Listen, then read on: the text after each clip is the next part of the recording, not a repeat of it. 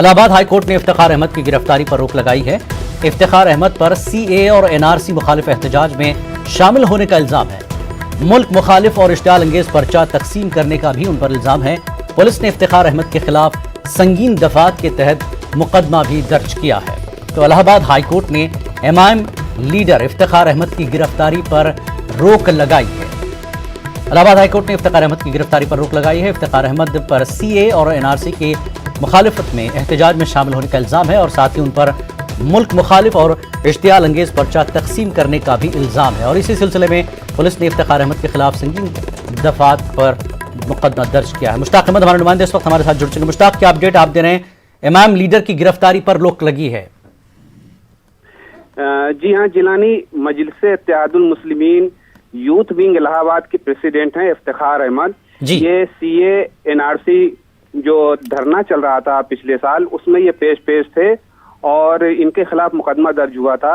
इन पर इल्जाम था कि इन्होंने कुछ ऐसे पर्चे तकसीम किए थे धरने के दौरान जो इश्तियाल अंगेज थे या मुल्क मुखालिफ बातें उसमें दर्ज थी। तो इनके खिलाफ मुकदमा दर्ज था और ये बहुत दिनों से फरार चल रहे थे। इन्होंने हाई कोर्ट में अपनी गिरफ्तारी पर रोक लगाने की अर्जी दाखिल की थी। इलाहाबाद हाई कोर्ट ने इस पर समाअत करते हुए फिलहाल इफ्तिखार अहमद पर जो गिरफ्तारी का वारंट था उसको रोक लगा दी है।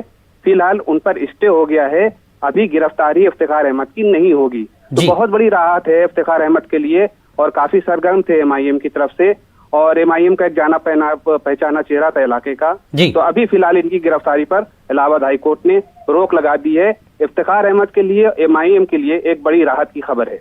इन पर संगीन दफात भी दर्ज की गई पुलिस की तरफ से, तो क्या दफात इन पर लगाई गई हैं जिसकी वजह से इन्हें गिरफ्तारी पर रोक लगाने के लिए अदालत से रुजू होना पड़ा? देखिए, इन पर 153A और 124A जैसी संगीन दफा, जैसे मुल्क मुखालिफ सरगर्मियां या दंगा भड़काने का इल्जाम, तशद्दुद भड़काने का इल्जाम, इस तरह से या भीड़ को तशद्दुद पे आमादा करने का इल्जाम इनको ऊपर था। तो जो ज़ैली कोर्ट से इनकी जो जमानत की अर्जी थी वो खारिज हो गई थी। NBW हो गया था, यानी गैर जमानती वारंट जारी हो गया था। तो ये इन्होंने इलाहाबाद हाई कोर्ट का रुख किया और इन्होंने अपनी गिरफ्तारी के खिलाफ अर्जी दाखिल की।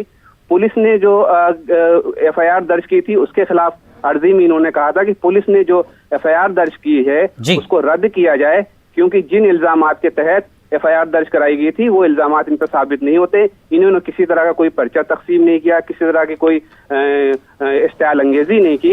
इलाहाबाद हाई कोर्ट ने इस मामले को की समाअत करते हुए फिलहाल गिरफ्तारी पर रोक लगा दी है। अब आइंदा जो रूट, तो ये फरार चल रहे थे, वकील इनके मुकदमा देख रहे थे, तो क्या वकीलों का कोई रिएक्शन मिला है अभी तक आगे की कार्रवाई को लेकर? अभी फिलहाल जो वकील इनके मामले को देख रहे थे, तो अभी ऑर्डर की कॉपी नहीं आई है कि उसमें किन कंडीशन पर इनको जमानत दी गई है। अभी फिलहाल जो गिरफ्तारी का जो सबसे बड़ा खतरा था इनको पर इफ्तिखार अहमद पर, वो टल गया है। अभी फिलहाल गिरफ्तारी पर रोक लगा दी है। अभी ये तफसीली ऑर्डर आने के बाद पता चलेगा कि अदालत ने किन शर्तों पर इनकी गिरफ्तारी पर रोक लगाई है। जी, बहुत बहुत शुक्रिया मुश्ताक अहमद इस बातचीत के लिए।